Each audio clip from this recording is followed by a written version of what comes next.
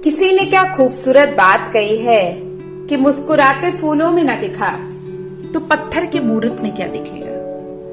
इबादत की नजर से देख, जर्रे जर्रे में खुदा दिखेगा। नमस्कार दोस्तों, ईश्वर सदैव आपका भला करे और आपकी झोलियां ईश्वर के आशीर्वाद से हमेशा भरी रहे। तो दोस्तों, आज बात करेंगे एक ऐसी कहानी की जिसका सवाल हम हमेशा ढूंढते हैं। लोग कहते हैं कि पत्ते पत्ते में ईश्वर रहता है, जर्रे जर्रे में वो है, अगर उसकी मर्जी नहीं हो तो पत्ता भी नहीं हिल सकता। तो कुछ ऐसी सीरीज जो ऐसी कहानियों को बताती हैं, तो ये उनमें से एक पहली कहानी है जो शायद आपका विश्वास ईश्वर में बढ़ा दे। एक बार की बात है कि किसी नगर में एक सेठ जी रहते थे।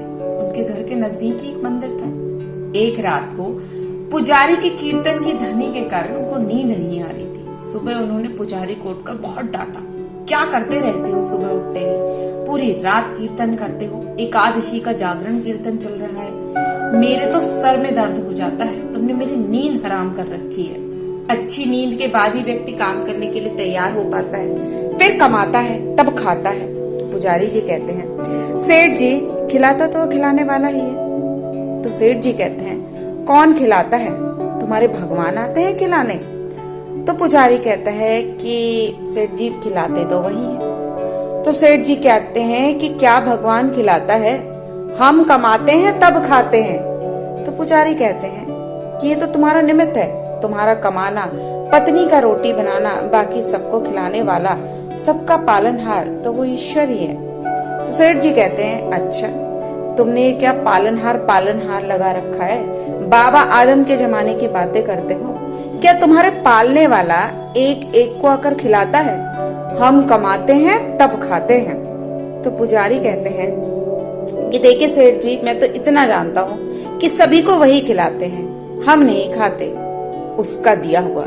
ऐसा कहकर सेठ जी ने बड़े अकड़ में कहा कि हम नहीं खाते उसका दिया हुआ। तो पुजारी कहते हैं, नहीं खाओगे तो मार कर भी खिलाता है। अब सेठ जी को गुस्सा आ जाता है। तो सेठ जी पुजारी को चैलेंज दे देते हैं कि पुजारी जी, अगर तुम्हारा भगवान मुझे 24 घंटे में नहीं खिला पाया तो फिर तुम्हें अपना यह भजन कीर्तन हमेशा के लिए बंद करना पड़ेगा। तो पुजारी कहते हैं कि मैं जानता हूँ कि तुम्हारी पहुंच बहुत ऊपर तक है, लेकिन उसके हाथ बड़े लंबे हैं। जब तक वह नहीं चाहता ना, तब तक किसी का बाल भी बांका नहीं हो सकता। आप आजमा कर देख लेना। अब पुजारी की निष्ठा परखने के लिए सेठ जी को जंगल में चले गए और एक विशाल काय वृक्ष की ऊंची डाल पर ये सोचकर बैठ गए कि अब देखता हूँ इधर कौन खिलाने आता है। 24 घंटे बीत जाएंगे और पुजारी की हार हो जाएगी और सदा के लिए इस कीर्तन के झंझट से मुझे मुक्ति मिल जाएगी। तभी एक अजनबी आदमी वहां आता है। वो उसी वृक्ष के नीचे आराम करने लगता है। फिर सारा सामान उठाकर वो चल पड़ता है, लेकिन गलती से वो अपना एक छोटा सा थैला वहीं भूल जाता है। अब ये जो थैला वो भूलता है, या तो वो भूल गया या ईश्वर ने उसको छुड़वा दिया वहां, ये तो ईश्वर ही जाने। थोड़ी देर बाद 5 डकैत वहां पहुंच गए।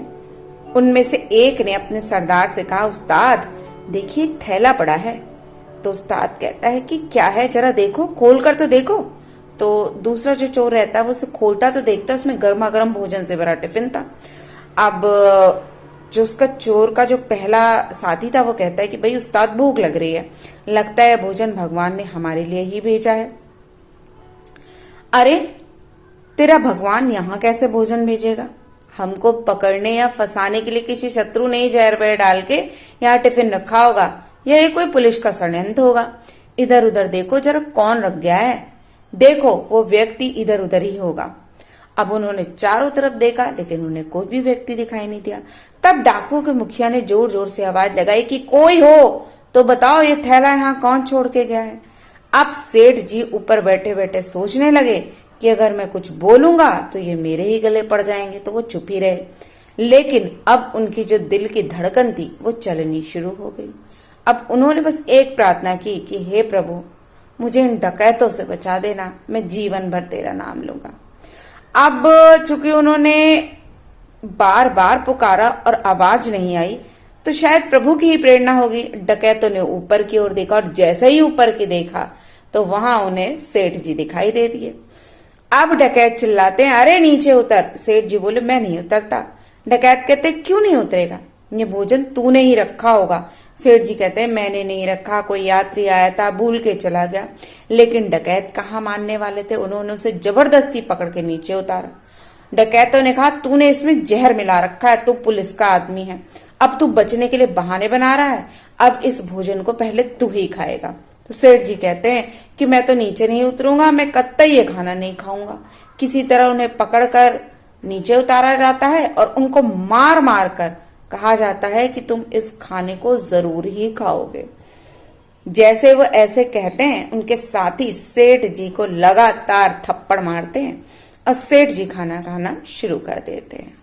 तो तभी सेठ जी को वो बात याद आ जाती है कि नहीं खाओगे तो वो मार कर भी खिलाएगा। सेठ जी ने फिर कहा मैं नहीं खाऊंगा, लेकिन अब की डकैत छोड़ने वाले नहीं थे। उन्होंने उसको बहुत मारा, उसकी नाक दबाई, मुंह खुलवाया और जबरदस्ती सारा खाना उन्हें ही खिला दिया। अब सेठ जी ने सोचा कि ये 5 और मैं अकेला हूं, मर्जी के खिलाफ भी उन्होंने वो खाना खा लिया। अब डकैतों की जिस भी रूप में आए, डकैतों ने उन्हें खाना खिला दिया। अब पुजारी की जो बात थी कि 24 घंटे के अंदर तुम्हें खाना खाना ही पड़ेगा, वो सच साबित हो गई।